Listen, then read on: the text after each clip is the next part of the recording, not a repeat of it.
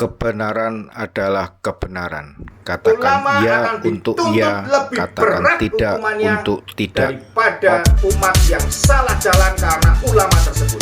Maka sahabat-sahabatku semuanya, ulama ini sudah buta.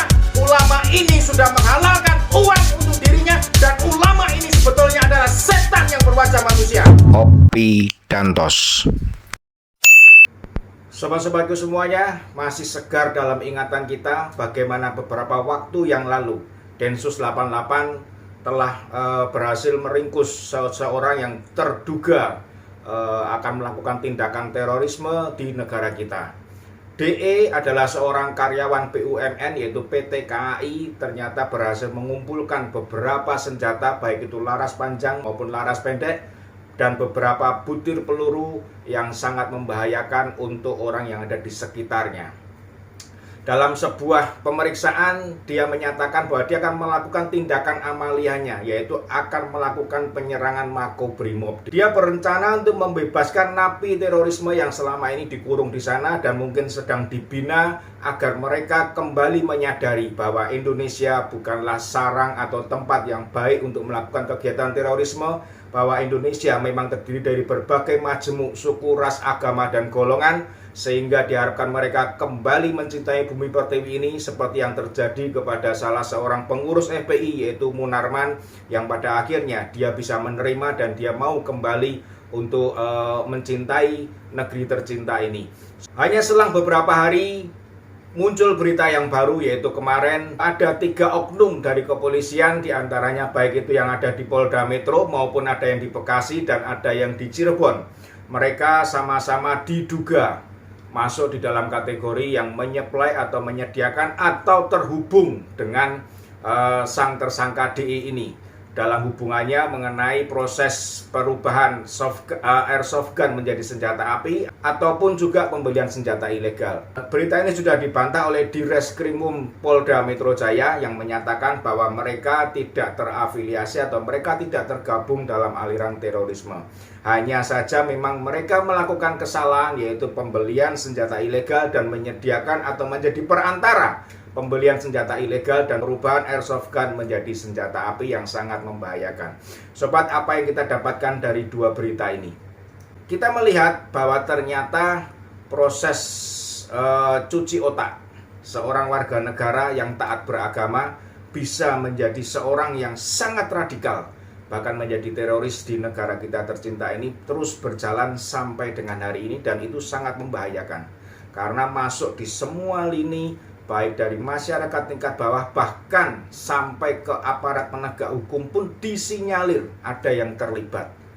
Kita tidak mengerti apakah ketiga polisi ini benar-benar terlibat ataukah memang mereka hanya sekedar mencari uang tambahan dengan jual beli senjata ilegal, yang walaupun memang keduanya sudah ditegaskan oleh Polda Metro maupun aparat penegak yang lainnya bahwa mereka tetap akan dipidana karena mereka menyalahi aturan yang berlaku di kesatuan mereka. Sobat-sobatku semuanya, melihat hal ini tentu terkait sangat erat dengan hubungan sosial masyarakat di antara kita. Hubungan antara umat atau jemaat dengan ulamanya sangat menentukan. Siapakah yang menentukan seseorang bisa bertindak menjadi teroris atau bertindak menjadi radikal? Tentu titik berat pada kita setelah melihat beberapa yang terjadi ini. Mereka tentu yang sangat bertanggung jawab berat adalah sang ulama. Apapun agama Anda, di semua agama tentu ada sisi radikal yang tidak bisa dihilangkan. Kita tidak bisa mencap salah satu agama itu adalah agama yang radikal, bukan. Karena semua agama tentu diharapkan memiliki keradikalismean di dalam diri kita. Kita harus memiliki sisi radikal, tidak bisa tidak. Tetapi radikal itu bukan diterapkan untuk orang lain menerima paham kita, tetapi radikal itu adalah radikal dalam hubungan kita dengan Allah Maha Pencipta. Radikal hubungan kita, iman kita kepada Tuhan yang Maha Kuasa, di mana kita mempercayai iman kita, kita mempercayai kepercayaan kita bahwa itulah yang harus kita jalankan. bukan menarik atau memerintah atau menyuruh atau memaksa orang untuk menerima agama dan kepercayaan kita. Itu sisi radikal yang salah. Karena semua agama tentu mengajarkan hal-hal yang berhubungan antara manusia dengan Allah, bagaimana Allah membentuk manusia, bagaimana Allah menuntut manusia, bagaimana Allah menjadikan manusia ciptaan yang sempurna yang diharapkan bisa merawat dan mengembangkan bumi ini. Bukan untuk saling menghancurkan. Sisi radikal ada di semua agama. Kita tidak bisa mencap salah satu agama itu adalah radikal.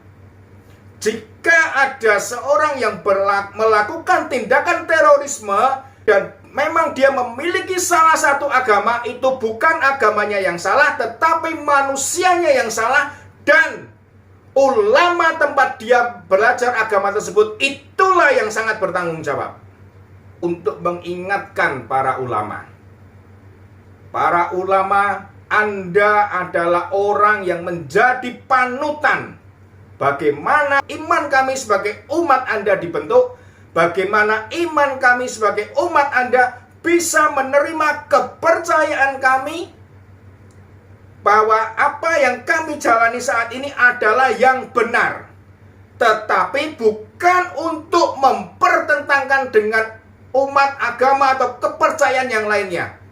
Ini adalah antara hubungan manusia person dengan Allah Sang Pencipta, bukan hubungan manusia dengan manusia. Hubungan manusia dengan manusia diatur di masing-masing kitab yang selalu mengajarkan apa yang namanya saling mengasihi, bukan saling membunuh. Sobat-sobatku semuanya, berhati-hatilah terhadap setiap ulama.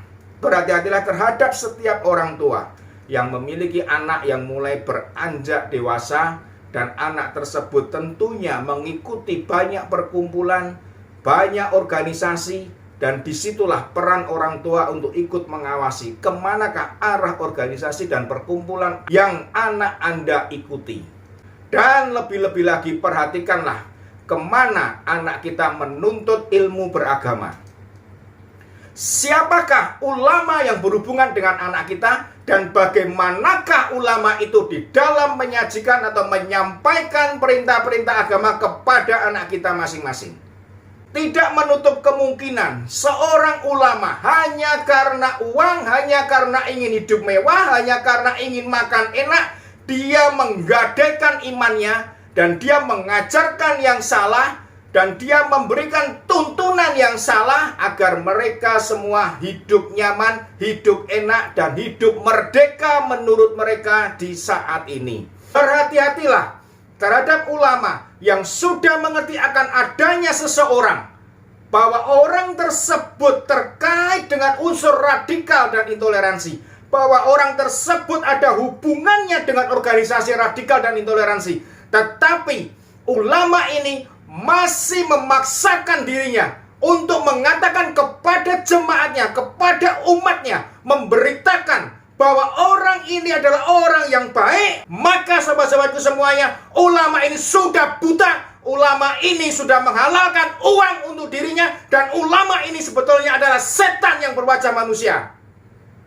Berhati-hatilah terhadap ulama-ulama yang jelas-jelas mereka mendahulukan uang daripada berita kebenaran, berita keagamaan yang harus mereka sampaikan untuk umat manusia, agar umat manusia ini bisa dipimpin menuju ke jalan yang benar, sehingga pada akhirnya kita semua mendapati kebenaran agama kita benar-benar agama yang bisa menuntun kita masuk ke dalam surga untuk bertemu dengan Allah penguasa, Allah pencipta langit bumi beserta dengan segala isinya. Ulama yang salah, maka ulama itu akan bertanggung jawab penuh kepada Allah yang Maha Kuasa. Awas, hati-hati. Karena orang yang mengerti banyak, maka dia akan dituntut lebih banyak daripada orang yang tidak mengerti. Dalam kata lain, ulama akan dituntut lebih berat hukumannya daripada umat yang salah jalan karena ulama tersebut. Mungkin Anda saat ini bisa mengarahkan umat Anda, tetapi hati-hati. Hidup Anda hanya sementara, dan pada waktunya Anda akan menerima penghakiman di mana itu akan menentukan apakah Anda masuk dalam kategori yang bisa menghuni surga ataukah Anda akan dimasukkan ke dalam neraka. Agama adalah menuntun kita untuk bertemu dan berhubungan dengan lebih intim dengan Allah. Agama menuntun kita agar kita bisa berhubungan dengan lebih baik kepada sesama umat manusia, bukan untuk saling menghancurkan, bukan untuk saling membunuh, bukan untuk saling bermusuhan. Dalam hal ini kita tidak bisa memaksakan kehendak atau kepercayaan kita kepada orang lain agar orang lain bisa menerima kepercayaan itu sesuai dengan apa yang kita mau. Kita tidak bisa memaksakan seluruh masyarakat untuk menjadi satu agama. Dan saat ini Indonesia ada 6 agama yang direstui pemerintah, ada 6 agama yang diakui pemerintah. Menjelang pemilu tahun 2024, hati-hati untuk memilih capres yang akan menjadi presiden Republik ini. Jangan pilih capres yang jelas-jelas telah berada pada waktu pemilu yang lalu di dalam lingkungan radikal dan intoleransi ini. Pilihlah capres yang akan membawa negara ini untuk tenang, untuk nyaman, dan untuk maju sehingga negara ini bisa mensejahterakan rakyatnya. Pilih capres yang jelas-jelas menerima perbedaan suku, agama, ras, dan antar golongan di negara ini karena kita memang berbeda. Karena kita memang tidak bisa dijadikan satu, dipaksa untuk sama menjadi satu, tetapi melalui perbedaan ini kita dipersatukan dalam sebuah negara yang bernama NKRI. Sobat-sobatku semuanya, pilih capres yang akan mengedepankan bagaimana cara membawa negara ini agar bisa maju dan mesejahterakan rakyatnya. Dan pilih capres bagaimana di dalam membawa rakyat ini untuk bisa saling menghargai, saling menghormati satu dengan yang lainnya, apapun agama Anda, apapun suku Anda. Salam Opidantos.